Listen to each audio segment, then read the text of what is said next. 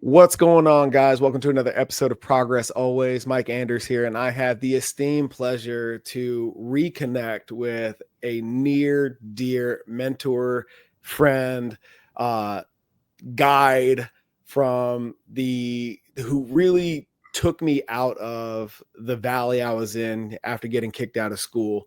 And Marc Accetta, everybody, founder of Marc Accetta Seminars. I met him through Liquidity International way back in the day when he was at the onset of the leading edge seminars. And you've gone on to tackle the international stage, fill coliseums, do the whole thing. And it's been really cool in my own journey to watch the evolution of yours, because not to make you sound old or anything, but I am now just a couple years your junior when you were when I met you. Right.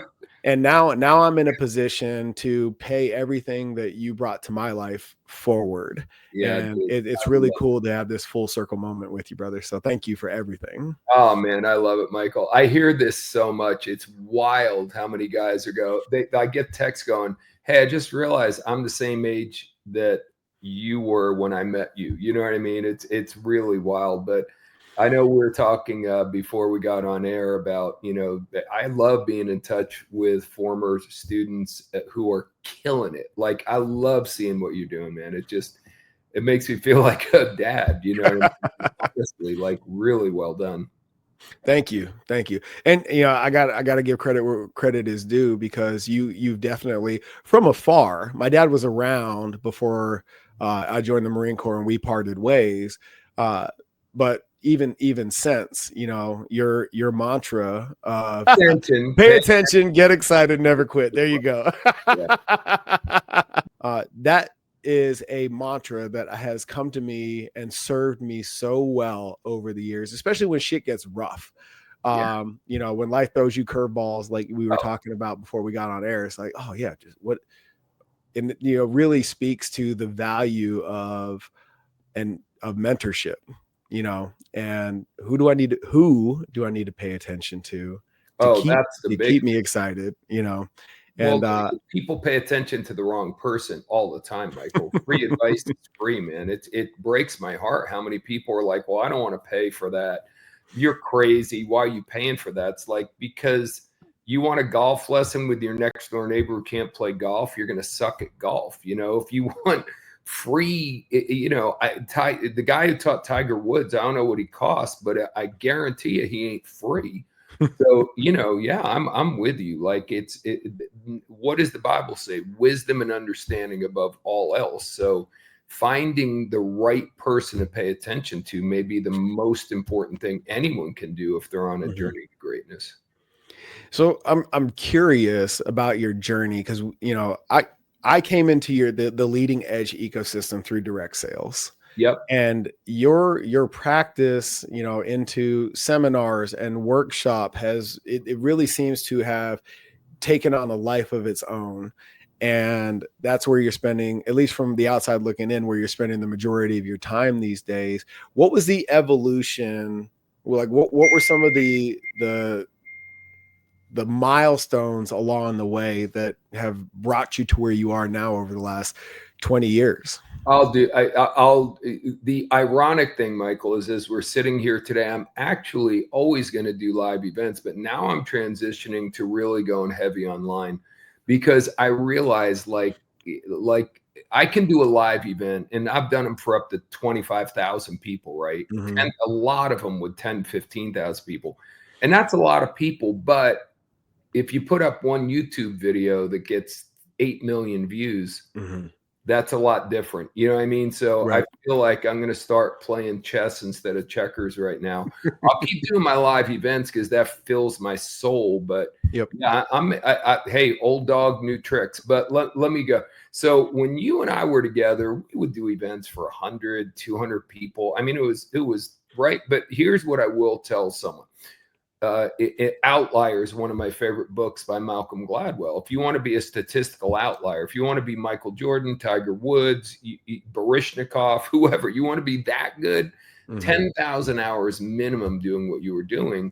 So I would like to think I definitely added value to you and the other folks back then. However, I was still in the middle of my 10,000 hours. I was still learning my mastery. And then, God puts you in the right place at the right time. I was training you, but I was an active business builder. I was a network marketer. And then a buddy of mine called me and he goes, "Hey, I want you to be my trainer." And I was like, "What? No, I want to be corporate." And it was wild what happened at Liquidity behind the scenes that you probably don't even know about. But long story short, the next thing I know, I was training and I was no longer an active business builder. And I stayed there for 15 years and trained literally, like you said, all over the world. I got to impact, thousands of people who made 100 grand a year, a couple of, over 100 who made $1 million a year. And we did billions in sales. And it was just what an amazing chapter that was. And along the way, I did have some other clients in different industries and stuff, but it was all about live events. Again, part of me loves technology right now because I'm not where you are. You're not where I am. So, hey, God love technology, but I want to be in the same city with people. So we have a meeting before the meeting, a meeting after the meeting, meeting people at the bar, meeting people for breakfast, like building relationships. Like if you and I had met initially, that I was on a Zoom and training you and we never met, we wouldn't have a relationship now. You know what I mean? So anyway, it just got bigger. And I think it got bigger because I was blessed to have people like you that were willing to put up with me when I was still on my journey, figuring out what we were doing. I draw on that, and this is 100% speculative as I'm moving through my 10,000 hours in this season of my life. And I'm like, man, I wonder if this is what Marc was dealing with back then. Probably. Yeah. There's a lot of days. Listen, it was years that I was doing trainings for 30 people, 50 people, 150 people, 30 people, 200 people, years of doing those. And then all of a sudden it was just boom, boom, boom. It just, when the time was right, the time was right. Yeah.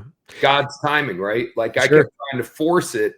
And it was like, nope, nope, nope, nope, nope. And then all of a sudden the doors just open and it was wild. Was there a moment where you had to, cross that chasm and let something go and to make room for that catapult opportunity? Yeah. Well, again, I was doing what I thought I was supposed to do. Everyone's always looking for their purpose, right? That's one of the things. If you really want to, so I thought my purpose was to build a network marketing organization and to be a great leader and all that stuff. And I don't think you know this story. So I was on a cruise ship and I bought a book. I'm a football guy. You can see my Alabama. Shout out to you for being on Nick's first Alabama championship team. Roll Tide, baby. Oh, Roll Tide.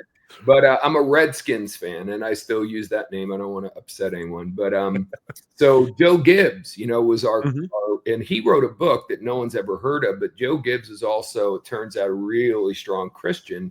And he wrote a book called 4th and 1. And it was really about using his notoriety to draw people to Christ. So anyway, I got the book, and I'm sure you've done this. I buy books, and then I just buy too many of them, and I don't read them. So that laid there for 8 years. Then I go on this cruise and I'm like, okay, I'm going to try to actually relax on this cruise. I open the book and the first words of the first chapter, this is freaky because I was in the industry at this point for like 15 or 7, I forget how many years, but the exact amount of years. Joe Gibbs' first words were, "I've been an assistant coach in the NFL for blank years, same years that I was doing what I was doing." He goes, "But now I knew that it was time for me to be a head coach." I closed the book. I never read another word of the book. I don't know what's in the book. I rented my room, and that's when I said, I'm going to start my own deal. I'm going to do my own seminars. So it was definitely a divine thing, but I had to be ready for it. But Mm-hmm. that was my moment where I heard God tell me, you need to be doing seminars, brother. Forget Yeah. about building teams. Got it. Okay. Was there a part of you that metaphorically had to let something die? Was that? Yeah, dude, that was my life. That was well, first of all, we all have a fear of the unknown, right? Human beings have a need for certainty. So I knew that I knew how to make $1 million a year doing what I was doing. So now I was going to step in. Now, did I know how to train? Yes. Had I ever made any money doing it? No. So it was a major, like, whoa, a big act of faith. And part of me was extraordinarily uncomfortable. So my heart told me to make the move. My mind kept trying to tell me, "Are you sure?" You know what I mean? So again, thank goodness in this battle of the heart and the mind, the heart won, because I made way, way more money doing what I've done since then. Yeah. And you know what I mean? But much more importantly, like truly fulfilled. Like Yeah. I know I'm doing what God put me on the planet to do. I mean, I love what I do. I like can't get enough. I'm 64. Right now I'm working with this transition to being online. I'm working 12, 13 hours every day and having a damn blast. Well, that's the thing, right? If you're interested, that's the first step in finding flow. And when you're in flow, it doesn't matter how steep the learning curve is. It doesn't matter how much experience, aptitude, or education you have.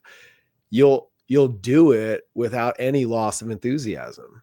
100%. And Yes. eventually That's how it'll all people catch don't. up. Yeah, and that's where people, you know what I mean? People go, well, how will you know when you find the one?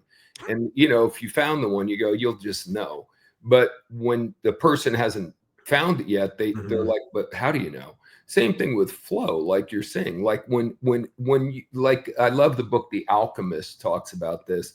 And it's like, boom, it'll be so obvious when you're doing what you're supposed to be doing. Like Yeah. it'll be obvious. And therefore, if it's not obvious, you haven't found it yet. That's all. So you want to hear a crazy story? Again, going back to your impact on my life. In 2007, here in Scottsdale, Journey. Yep. There was an exercise where to the most extreme detail, we mapped out the things that were important to us. Yep. And I was making this point because I still have my Journey books. I love that. That makes me so happy. Well, there's a stack of journals and stuff behind me over here somewhere that I've kept since I was like 16. And a lot of people don't, because it's really easy. And I'm sure you've experienced this. People think you just landed where you are. Right. Right. Yeah, of course.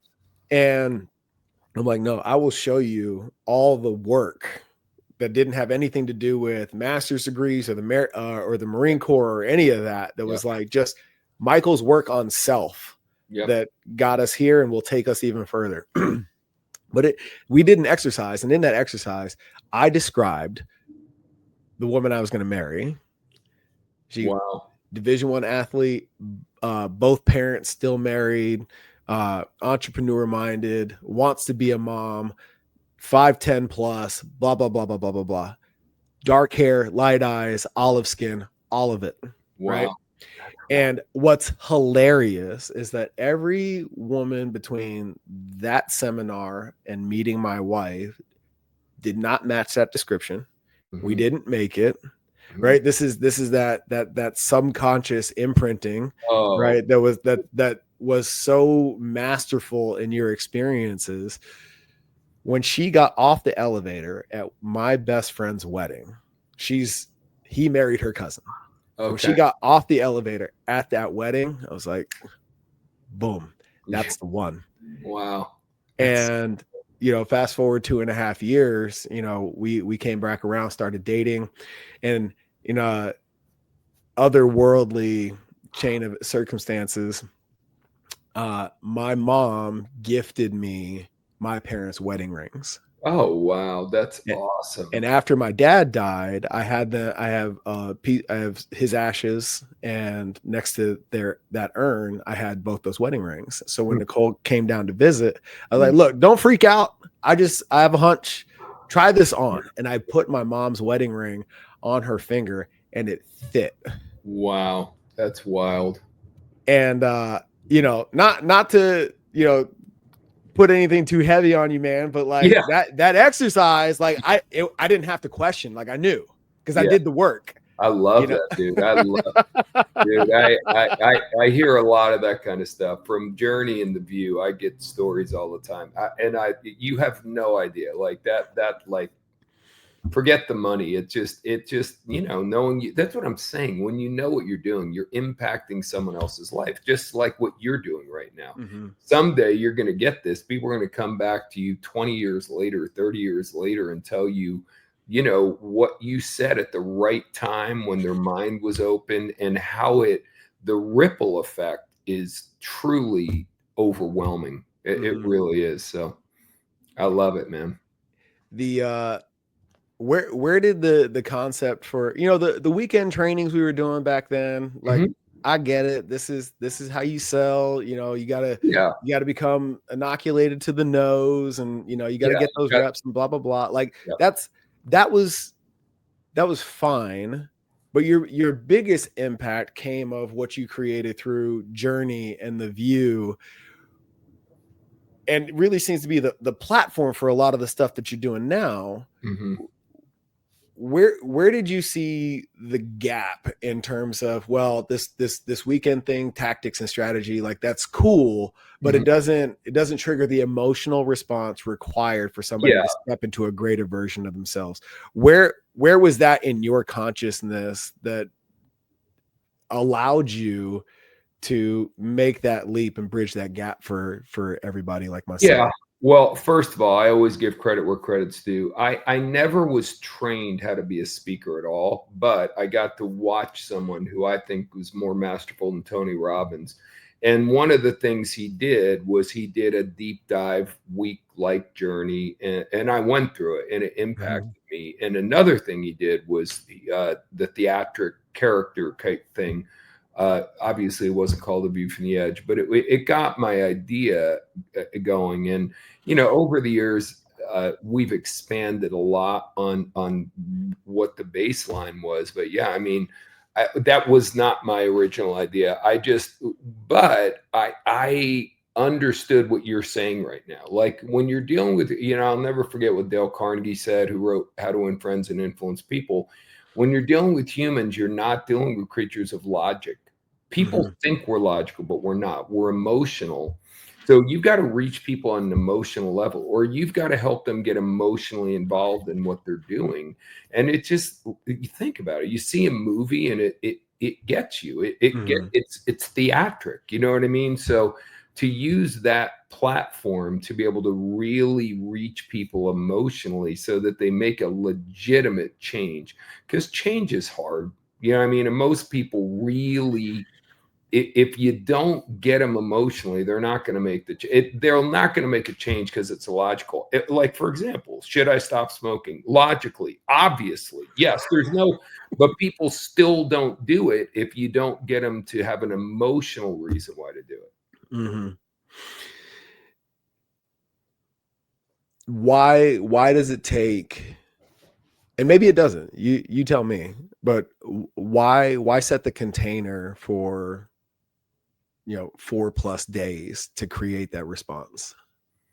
Well, for a journey, so it's, I think Tony Robbins' Date with Destiny is 5 days. It's not a 24-hour thing. You know what I mean? Mhm. So to make a long story short, think about your military training. It's a similar concept. You want to break someone down, then build them up. So Mhm. that's what we do at Breakthrough. I'm sorry, it's now evolved into a thing called Breakthrough. We just thought it was a more appropriate name because of all the actual breakthroughs people Yeah. have in different areas of their life. But so to me, Mycal, it's like, look, this is my whole mantra, by the way, with everything I'm doing online. We're born to win, then we're programmed to lose. We just are. You remember the first night of the Journey program, right? Mm-hmm. You're born to win, but our parents program us to lose, and they don't realize they're doing it or not doing it on purpose. And school programs us to lose, and society, all these different things are really programming our unconscious mind. We all have seen the image of the kitten who looks into the mirror and sees back the reflection of the lion, like, Mm-hmm. Well, here's the truth. For me, for sure, probably for you and for most people, we're lions, but we look in the mirror and we see a kitten. So if you see the self-image is everything. So if you don't see yourself as someone that you would follow, who else is going to follow you? So the program is designed to go through and show you why you see yourself as a kitten, and then build you back up to show you who you really are, because we are born to win. Mm-hmm. But until you see that, there's this study out of Oxford that says the longer you look in the mirror, the more dissatisfied you are with your appearance. So you're a good looking guy, but even guys like you the longer you look at that, shows you that we look for what's wrong with us. Mm-hmm. So it's hard to look for what's right with you, but everyone's got something that's right with them. I'm sure there's someone who's listening right now and you're down on yourself, but here's the bottom line. Stop looking at everything that's wrong, because whatever you focus on expands. Find the one or two things, because I got news for you. You could be good at one thing and be a trillionaire. You know what I mean? You could suck at everything else known to mankind. But if you can play a violin really well, or if you can do coding really well, or if you could throw a football really well, there's one thing that you can do really well. No matter what else is wrong with your life, you could be a superstar. Right. So not being a formally trained speaker, right? Yep. How did you ever have a fear of public speaking? Oh God, yes. When I was in college, it came down to graduate. I had a couple electives to choose from, and I don't know how this happened, but one was science. I hate science. And one was public speaking. And I had a fear of public speaking, but it seemed better than whatever advanced chemistry class I would have to take. So I go in, and Professor Peluso, I'll never forget this. It's an introductory public speaking. And they give you the syllabus, and it goes, so here's basically what we're doing. We're going to teach you. You have 3 speeches you have to give. One of them is 2 minutes about anything you know. Mm-hmm. The second one is 5 minutes. We give you 10 things to choose from. And then the last one is 10 minutes, and we tell you what to speak about. That was it. I left the room. I ran back to my dorm. I almost threw up. And I tried to convince my college roommate. Back then, there were no computers and shit. I go, you just have to go to class and say you're me, and give these speeches, and I'll give you every dollar. I think I had $62 I'll give you all my money. Just please. And he was like, oh my God.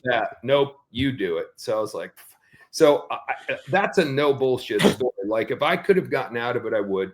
So I do the first 2 talks. They're okay, but I'm terrified. Now I get to the final. And he said, you want to start off by getting the audience's attention and tell a joke. So I got up, I did something that I thought was hilarious, and nobody laughed.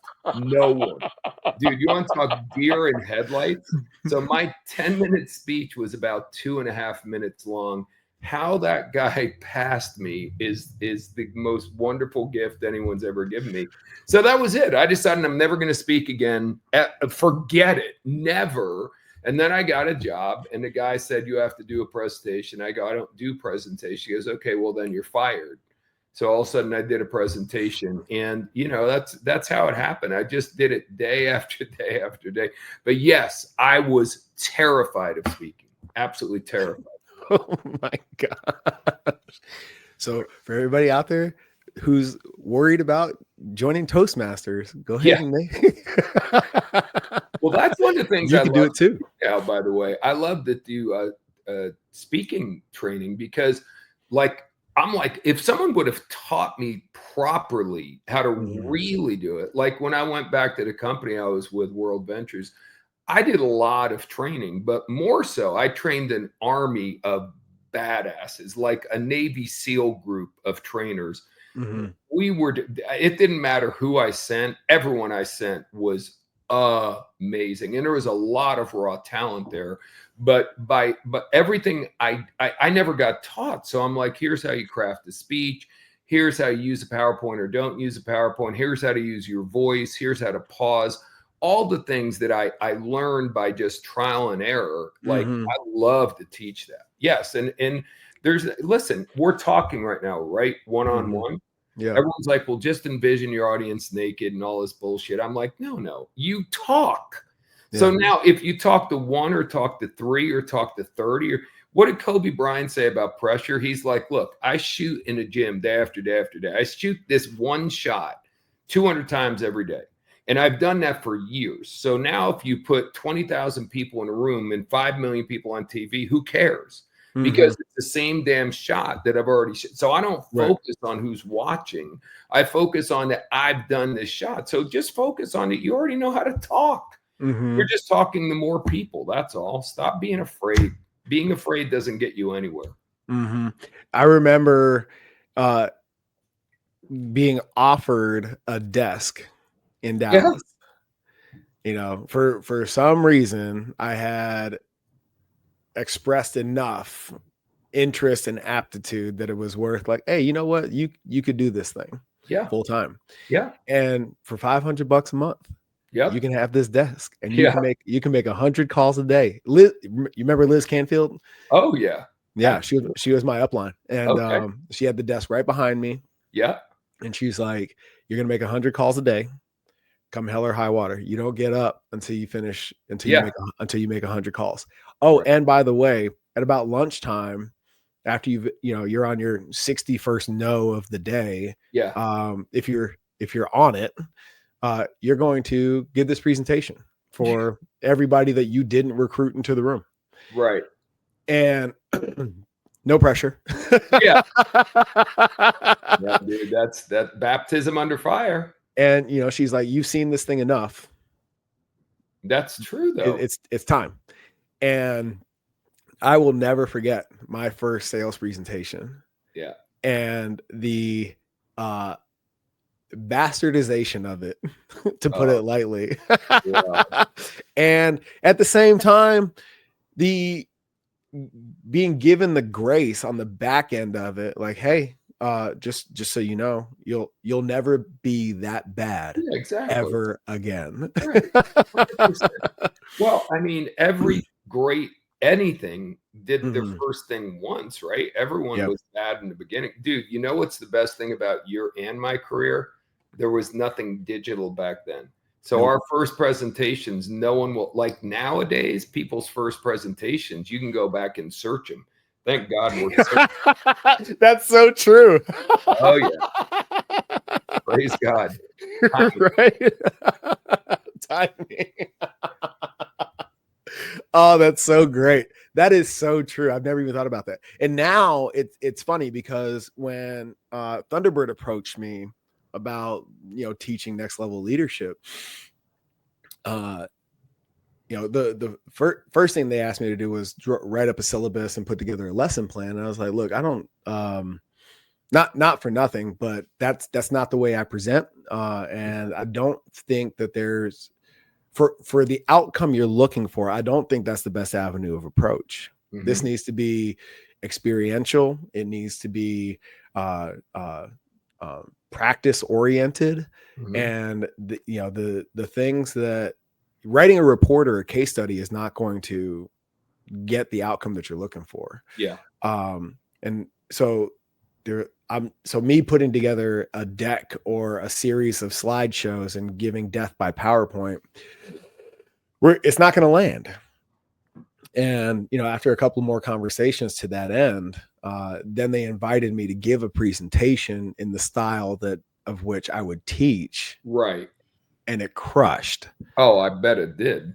Yeah. And I was like, that's exactly what I'm talking about, because just like the point you made earlier, the cohort was emotionally involved. Yeah. 100%. You have to be. Mm-hmm. Whereas, a lot of things in academia just don't strike that chord, and it's just a check in the box and move on to the next thing. Yeah. Well, if you want lasting impact, you got to get them involved. Well, I mean, okay, so here's the thing. Like, you're taking a golf, whatever you're learning. Mm-hmm. First of all, if you don't even remember it because it was boring, I mean, how can you do it if you don't remember it?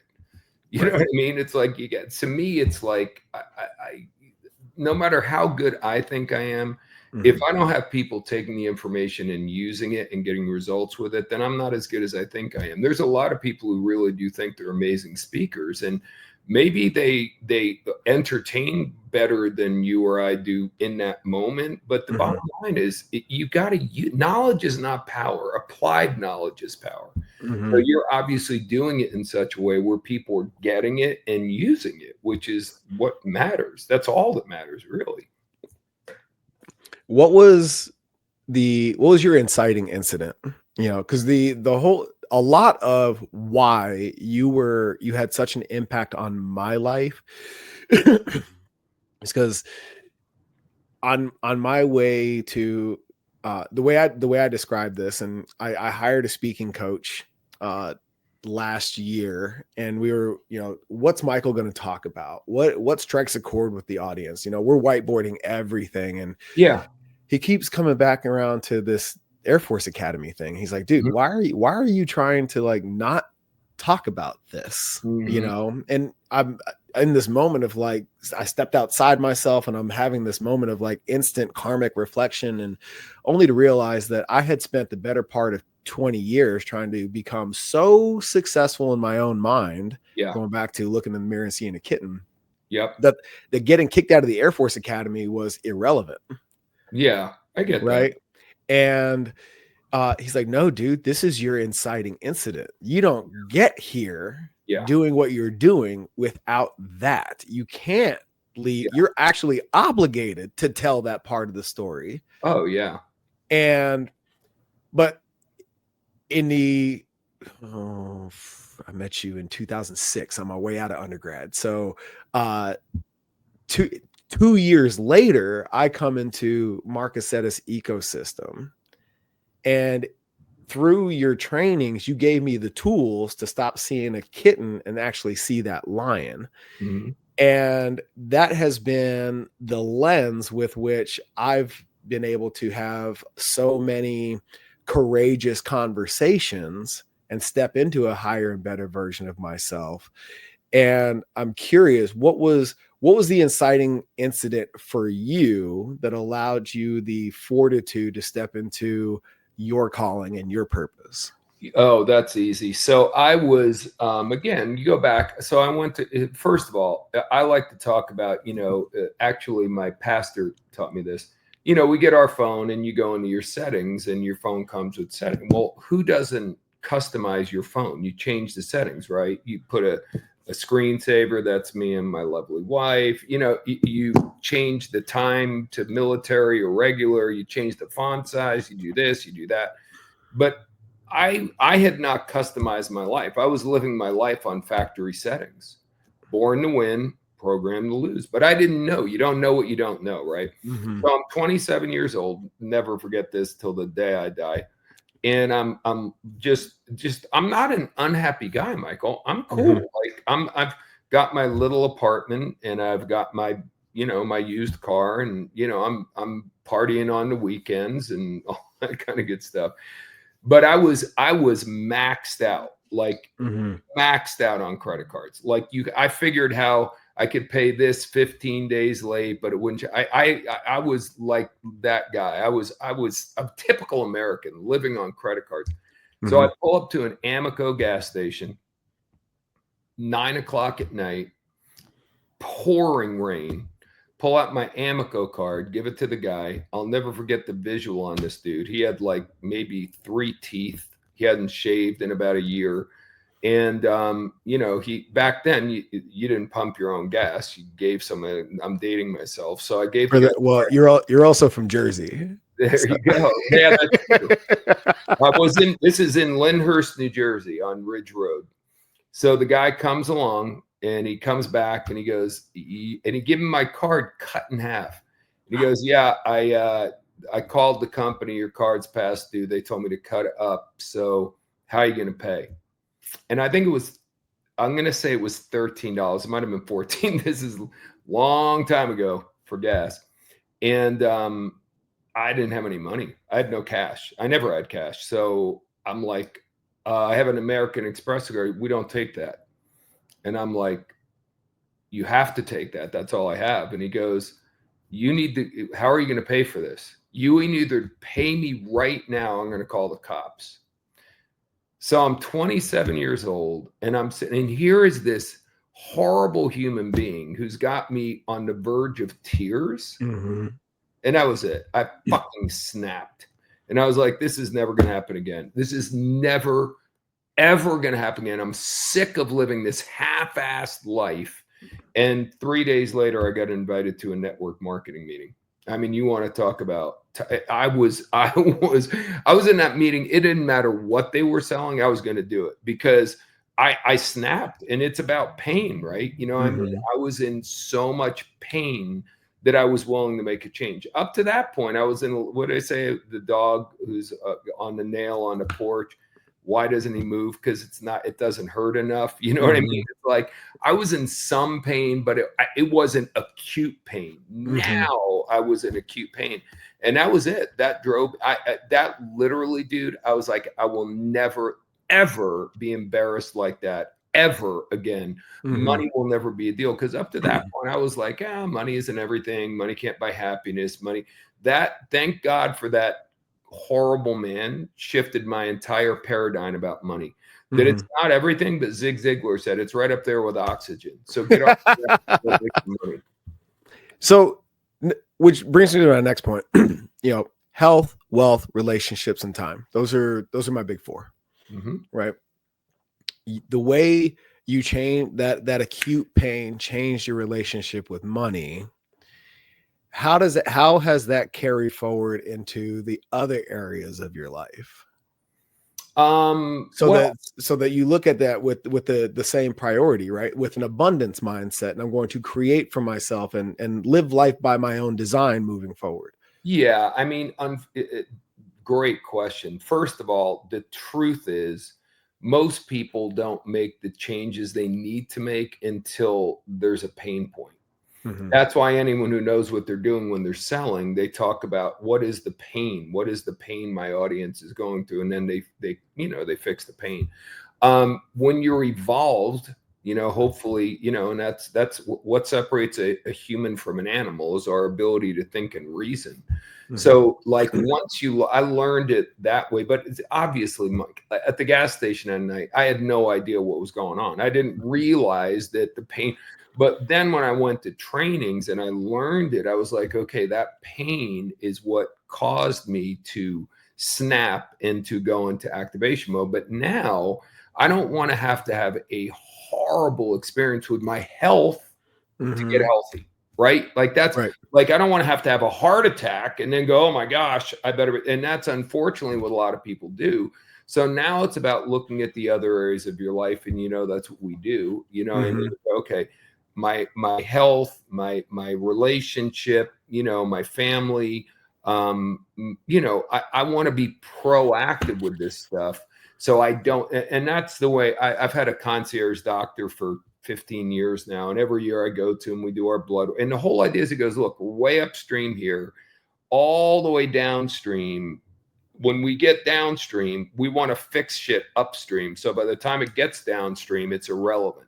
That's what I'm trying to do with everything in my life. I'm going, okay, like, how do I make sure that my marriage is great? What are the things I can do to, you know, oh gosh, there's so much to it. But yeah, I mean, it's a matter of doing what you're saying. Like, okay, I want to plan what I want. I want to program it into my subconscious mind. And, you know, that's what we do at the end of the journey program with our blue cards. You know, my goal, I mean, I read the same goal cards every day. You know, I'm an instrument for God to use as he sees fit for his greatest glory. That's my first goal card. My second goal card is I'm a #1 New York Times selling best author.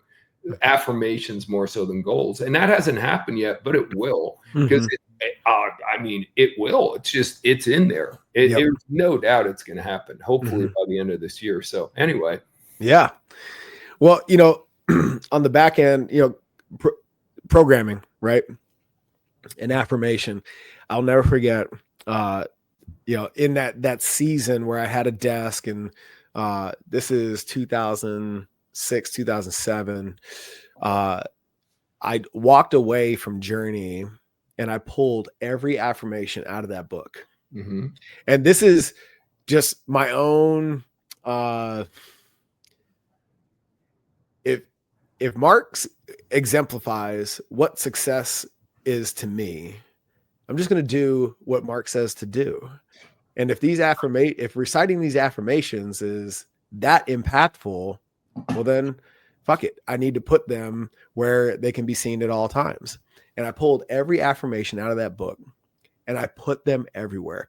Any girl that came over to the house thought I was crazy because they were like in obvious places, right on the wall, right in front of you as you sit down on the toilet. Wow. In the refrigerator, at every cupboard, on the roof above the bed, and it's like I was in such a hole in my life at that time. Yeah. I was like, you sitting in that meeting after the gas station, I was like, this shit has to work because I've literally tried everything else. Yeah. I love it though. But again, Michael, you're in enough pain. And it's like, but normal people I'm sure some of the people came to your place, when they left your place, they're going, this guy's out of his mind. But don't tell me that that's not how people who win the Super Bowl, don't tell me Jalen Hurts doesn't do stuff like that. Like you have to be obsessed. Yeah. Obsessed with what you're doing. You know what I mean? You can't just do it a little bit. It's when you're obsessed with it, then it works. And most people aren't. And that's why most people live very ordinary, average lives. If they would just understand it's not your talent, it's your willingness to go all in. People always say, I'm all in, or they go, beast mode. It's like, my ass. Beast mode is beast mode. Yeah. Beast mode is what I'm doing right now. We are 14 hours a day, man. Yep. Find something you love and go all in for real. You can't delude yourself into thinking working 3 hours a day is all in or beast mode. That's not even kitten mode.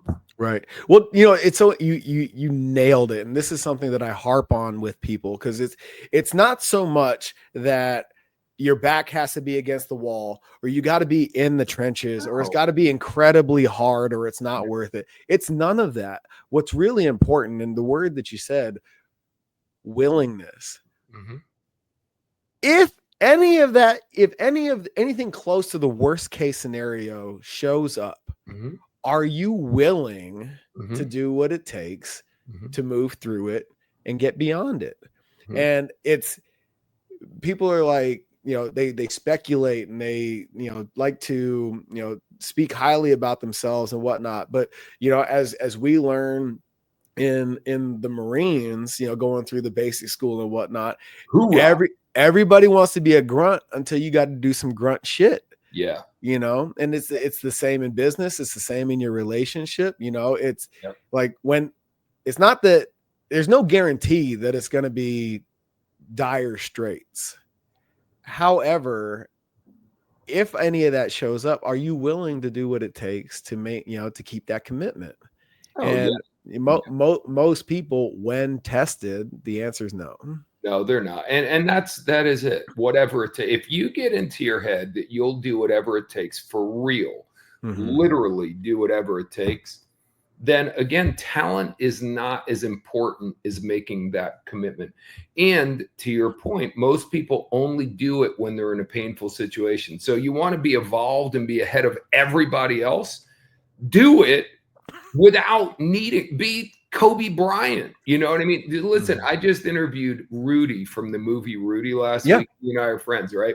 Wow. And Kobe Bryant said on an interview at USC, where did the Mamba mentality come from? What drove you to work, like get up at 4 a.m. and work out 4 times a day?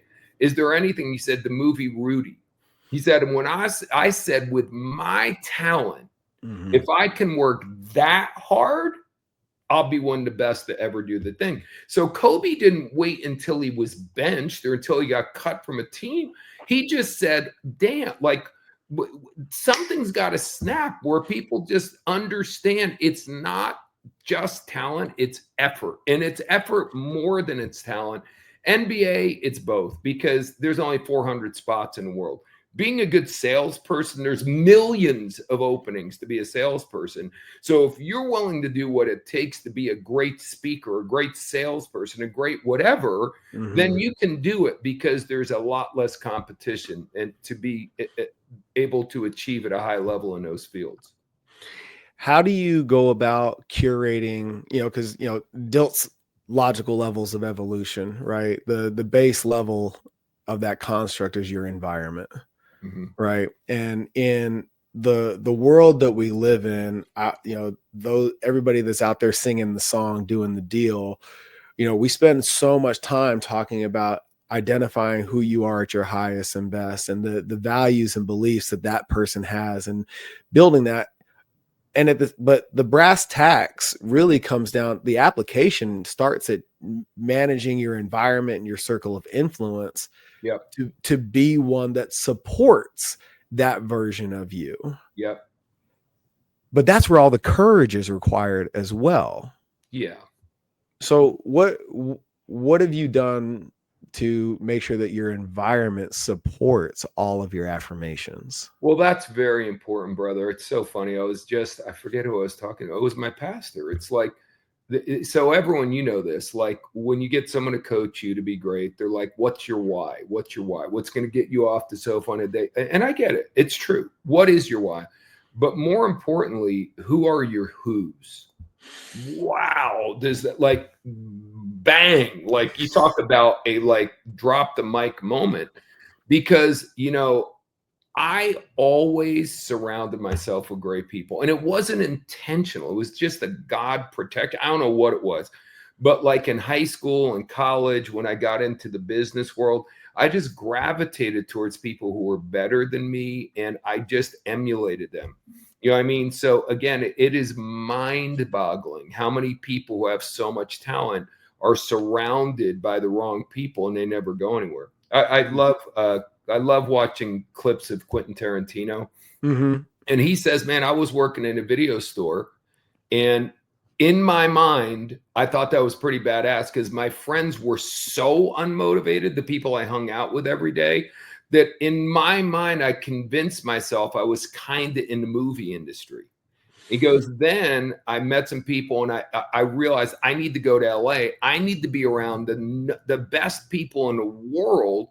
And look at the difference. Quentin Tarantino could have lived his life as the best video guy ever telling you what movie to rent, or he could become one of the best directors who ever lived because he changed his environment. He got around the right people. So yeah, I mean, to me, it's everything. I mean, if you are in the wrong environment, I mean, you could plant the most phenomenal seed in bad soil and it's not going to grow. You have to, and it's hard if you're friends, if you look around and go, wow, you know what I mean? But it's like, if you don't change the people around you, you better change the people around you, meaning get them on board with where you're growing and going, or you're going to have to find it. Best way to say it, I'll leave it at this.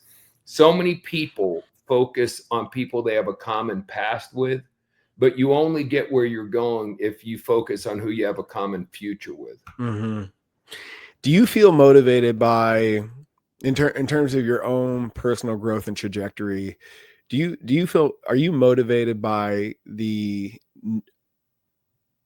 if I'm not growing, my impact will be less? Oh, yeah. Oh, my heavens. Yes. I'm reading books nonstop, going to seminars a couple times a year. I hired a coach a couple of years. Yeah. I mean, we were talking about leadership earlier and your folks on leadership I love, but it's like, how can I feed other people if I'm not, how can I get other people to grow if I'm not growing? That's as hypocritical as it gets. For me to ever sit here and go, I've arrived, I don't have to do anything anymore. I'll just rely on that. That to me is the worst possible mindset. It's lifelong learner or nothing. You know what I mean? There's always ways to get better. And how do you balance your perceived image from others as you're in, because it doesn't matter what level you're at. If you're growing, you're experiencing some level of friction to sharpen that axe, right? So how transparent are you with those that you're teaching, coaching, influencing with your current season of growth? I'm pretty damn transparent. So like right now, I've let people know, like people that are close to me, I am drinking from the fire hose. So for example, I know how to train. And I'm not, this is going to sound cocky, but I can be in front of 25,000 people and talk for 3 hours and not have anyone go to the bathroom. I know how to train. Mm-hmm. But I'm online when people are scrolling. You ain't got 3 hours. You got less than 3 seconds. So like I'm doing my video the way I can, and the guys who are working are going, no, that shit doesn't work. You don't know, do it again, do it again. So I'm like, for me, that's exciting because Mm-hmm. I love learning. Like it's the same content, but it's delivered differently. Mm-hmm. So here's what I know, Mycal. This is what I know for a fact. I'm going to go through this learning curve. I'm going to embrace it. Other people would be bitter about it. This is unfair. Why? What are you talking about? I'm learning it. I know how to play guitar, so now I'm learning how to play piano. Why is that bad? It's my decision. It's similar, but it's different. Here's what I'll tell you. When I learn how to play piano, I'm going to be really good at teaching people how to play piano.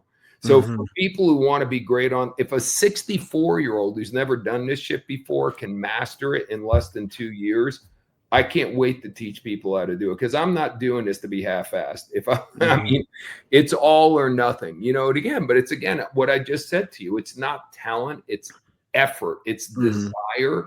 And I have the desire to be one of the best people who's ever done it. So we'll see. Check in on this podcast 2 years from now. Oh, for sure. We will. It's been fun for me to watch what you're doing because it has, you've been a guide from afar since I left and joined the Marine Corps. And, that level of transparency I know exists of you, and, just watching everything that you've built and continue to evolve, it's really empowered me by virtue of your example to step out there and make some courageous decisions for myself. And, almost like a, what would Mark do right now type situation. And, it's, so yeah, man, there's no shortage of impact. And I have so many stories in my life that are a byproduct of your influence, whether it's, the obnoxious litany of affirmations strewn all over my apartment, taking life for a test drive. I mean, there's so much that you taught me that I now teach others. I love that. Well, we're gonna have dinner and chop it up and dude, talk about all this stuff. 100%. And I want to express to you what a big deal it was for me to reach out to you and say, hey, I don't know where you're at in your professional existence right now, but please do me a favor and don't hang up your spurs until we're on stage together. Oh, and no, dude, we'll do that. That's going to happen. I guarantee you, we're doing live events. I'll have you out in a heartbeat, and whatever you're doing, I'll be happy to support it for sure. I love it, man. I love it. And speaking of support, where can our audience find you, learn from you, and take part in everything that you're building? Right there, marcaccetta.com. It's a unique name to spell, so marcaccetta.com. When you go to marcaccetta.com, you're going to see a banner or a pop-up. We're doing a webinar. It would be amazing if you get to it. Here's the thing. I'm going to do 30-second commercial, brother. So here's what's going on. That Elon Musk just said there's going to be 10 billion robots in the marketplace. Everyone knows the AI is taking a lot of the jobs. So people are freaking, you know what I mean? But remember, we went from an agricultural society to a manufacturing society into a tech society. So the jobs always go somewhere. So first of all, calm down. But secondly, I've made a gameful living in how Mycal is because human nature works against us. We're born to win, then programmed to lose. But your human nature up till now, you've been competing against other humans. Now you're going to compete against robots, and that's no bullshit. So you really need to learn how to get your human nature, the bad part of it, away. So I'm going to be doing a training on the 19th here in the US, and it's about how to make yourself irreplaceable.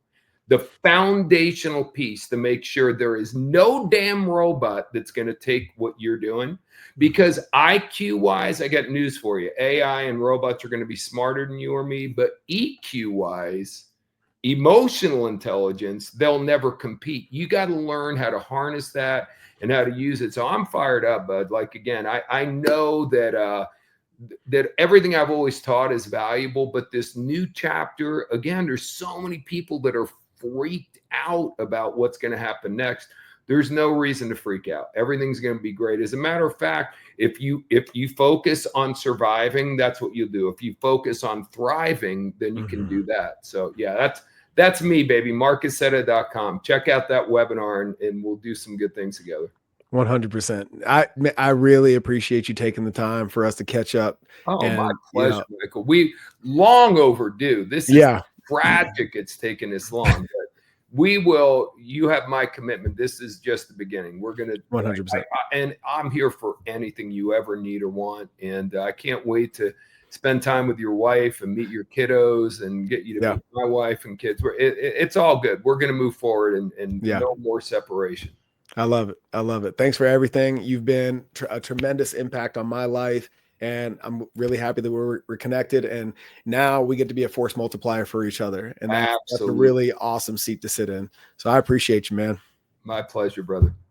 Hey, here at Next Level, we build the fittest leaders. And until next time, progress always.